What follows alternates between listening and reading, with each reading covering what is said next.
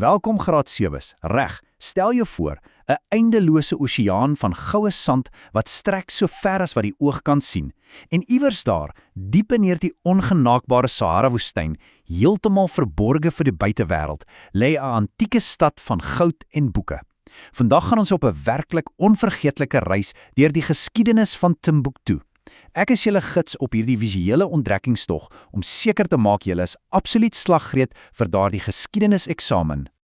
Onthou, hierdie is nou nie sommer net jou gewone vervelige hersieningssessie nie. Nee wat? Ons gaan vandag soos ware ontdekkingsreisigers die verlede verken en daardie belangrike eksamenvrae een vir een oopsluit. So, kry solank daar die penne, jou papier en veral jou studienotas nader, want ons duik nou direk in die antieke geheime van die Sahara in.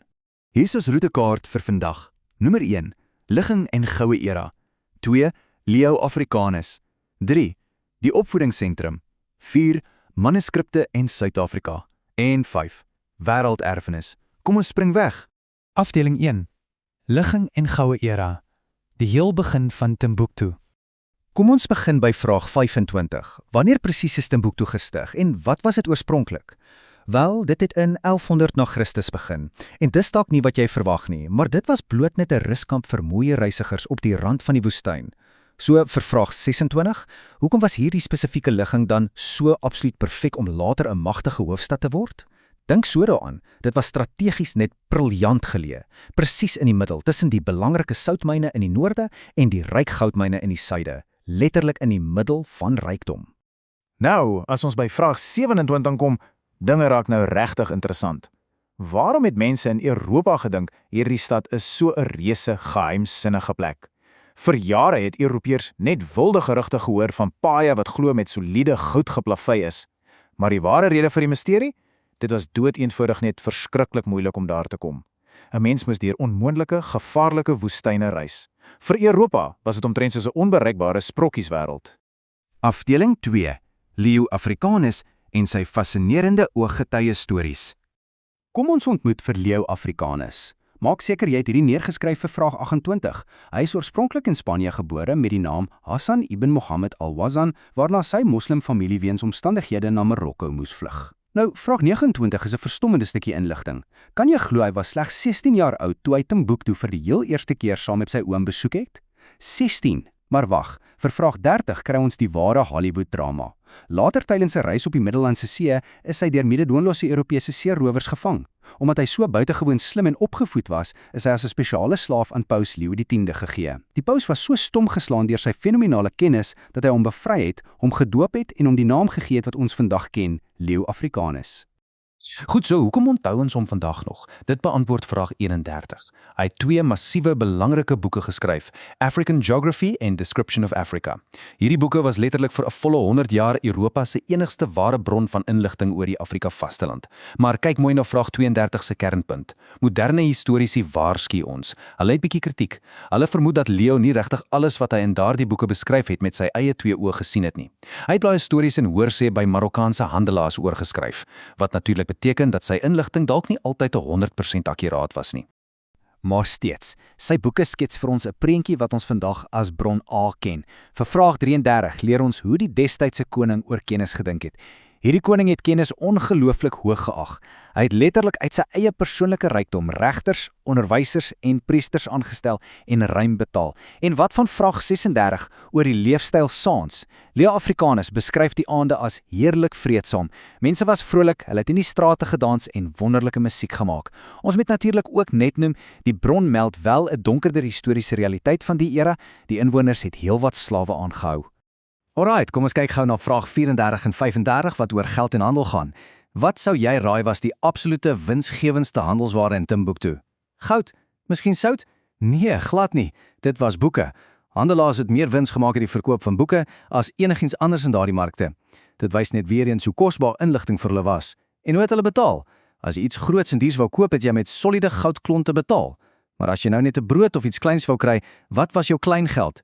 Hulle het spesiale skulpies, genoem cowrie-skulpe, gebruik as alledaagse klein geld. Briljante stelsel, is dit nie? Ons beweeg aan na afdeling 3, die opvoedkundige sentrum, waarlike baken van antieke geleerdheid. Asseblief berei jouself net voor vir hierdie statistieke vir vraag 37 en 38. In sy goue era het Timbuktu 180 Koranskole gehad en, hou vas, 3 massiewe universiteite. Die bekendste van hulle is Sankore Universiteit, wat vandag nog beskou word as heel moontlik die oudste universiteit ter wêreld.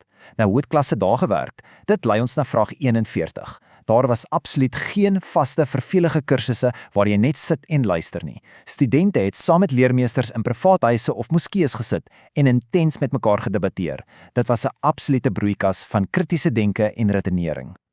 Laat daardie groot getal op die skerm net vir 'n oomblik sink. 500,000. Vraag 39 vra vir ons, hoeveel boeke dink jy het een van Timbuktu se hoofbiblioteke op sy eie gehuisves? Die antwoord is 500,000. 500,000. Kom ons plaas dit in perspektief. In daardie presies selfde tydperk, die 9de eeu, het die heel grootste biblioteek in die hele Europa 'n skamele 36 boeke gehad. 36 teen 500,000. Daardie verskil wys net vir jou onteenseglik waar die destydse hartklop van wêreldkennis gelê het. So, vir vraag 40, wat deksels het al hierdie duisende studente daar studeer? Wel, afgesien van hul godsdienststudies soos die Koran, het hul mekaar onderrig in byna elke liewe ding wat jy vandag in 'n hoërskool of universiteit sou vind. Vir jou eksamen maak seker jy noem minstens 5.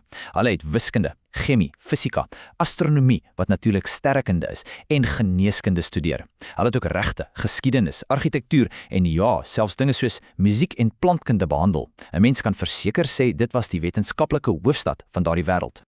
Afdeling 4, manuskripte en Suid-Afrika. Hoe die geskiedenis letterlik gered is. Nou ja, niks hou vir ewig nie. Vraag 42 vra oor hoekom dinge verkeerd geloop het. Die magtige koninkryk van Mali het in die 1600s begin verval. Die wêreld se ekonomie het verander, Europese skepe het nou regstreeks langs die Afrikaanse kus begin vaar om handel te dryf, wat beteken het, daardie moeilike Sahara-roetes deur Timbuktu was skielik net nie meer nodig nie. Mansa Musa is toe oorlede en interne gevegte het die streek verskeur. En toe, vraag 43, die finale spyker in die doodskus. Marokko val in. Die Marokkaanse magte was wreed. Hulle het hierdie antieke biblioteke as prins aan die brand gesteek en talle van daardie briljante geleerdes vermoor. Dit was niks minder as 'n tragedie vir mensgeskiedenis nie. Wat beteken die boeke en manuskripte wat wel hierdie inval oorleef het, was in reuse gevaar vir jare daarna. Vraag 44 vra jou na die 4 groot bedreigings vir hierdie oorblywende skatte.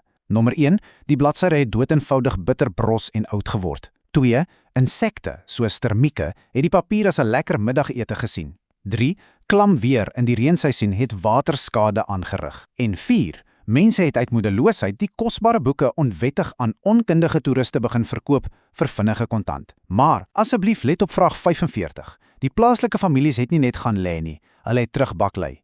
Hulle het al kosbare oorgeerfde manuskripte geneem en agter dik klei mure toegebou, dit binne in droë waterputte gaan gooi en dit letterlik diep onder die woestynsand gaan begrawe, net sodat niemand dit kon vernietig nie. Dis mos nou ware toewyding. En dit bring ons vinnig by vandag, vir vraag 46, Suid-Afrika se rol in dit alles. Dit was ons eie destydse president, Thabo Mbeki, wat Timbuktu in die vroeë 2000s besoek het en dadelik besef het, ons moet eenvoudig help hierdie geskiedenis bewaar. So vir vraag 47 moet jy weet, die Universiteit van Kaapstad het onmiddellik aan boord gekom met hul kundigheid oor navorsing en papierbewaring. En die wonderlike resultaat van vraag 49. In 2009 is 'n splinternuwe, ultramoderne biblioteek in Timbuktu gebou, wat deesdae ongeveer 300,000 geredde antieke manuskripte veilig bewaar. So, kom ons som gou daardie massiewe projek op vir vraag 48. Dis definitief in jou eksamen, so wees wakker. Wat was die 4 hoofdoelwitte? 1. Om al die oorblywende versteekte dokumente op te spoor en veilig te versamel. 2. Om daardie spesiale klimaatbeheerde biblioteek te bou om die insekte en reën finaal uit te hou. 3. Om plaaslike Malinese mense spesiaal op te lei as bibliotekaris, sodat hulle self na hul eie erfenis kan kyk. En laastens nommer 4, om digitale fotokopieë op rekenaars en bedieners te stoor as 'n absolute rigsteen. As daar ooit weer in die toekoms 'n ramp tref, is die kennis daarom digitaal veilig. En dan ons laaste afdeling vir vandag. Afdeling 5, wêrelderfenis en die internasionale bewaring. Ons is by die laaste hekkie. Vraag 50 vra vir jou, wat deed Jews beteken dit as ons sê Timbuktu is in 1988 as 'n wêrelderfenisterrein verklaar deur organisasies soos UNESCO? Dit klink soos 'n groot mondvol, maar dit beteken doeteenvoudig dat die stad nou deur streng internasionale wette beskerm word. Dit word amptelik deur die hele wêreld erken as 'n plek wat te kosbaar en belangrik is vir die mensdom se kollektiewe geskiedenis. Geen regering, geen leer en beslis geen onverantwoordelike toerist mag dit ooit skend nie. In gees behoort 'n boek toe nou aan elkeen van ons. En daar het julle dit my mede-ontdekkingsreisigers. Ons het al 25 vrae se inligting haarfyn ontleed. Maar voordat jy jou boeke toemaak, dink net vinnig hieroor na. As dood-eenvoudige, gewone gesinne in die verlede bereid was om al lewens te waag om kosbare boeke en kennis in die woestynsand te gaan begrawe, net sodat ons dit vandag kan ken, hoeveel duisende onontdekte geheime lê daar dalk nog stil daar buite onder die geweldige duine van die Sahara en wag? Nou ja, ek dink julle is nou heeltemal gereed. Baie voorspoed en sterkte met daardie graad 7 geskiedeniseksamen. Julle gaan dit beslis onder die knie hê.